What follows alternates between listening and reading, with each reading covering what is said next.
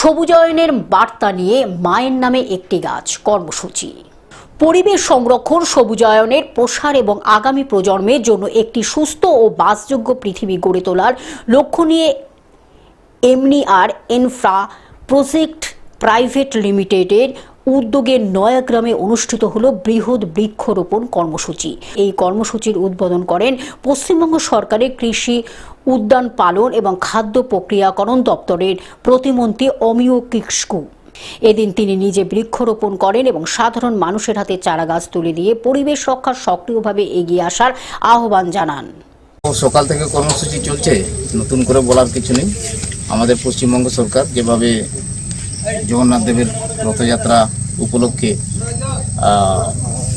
রাজ্যবাসীকে অনুপ্রেরণা দিচ্ছে, তাতে রাজ্যবাসী খুব খুশি।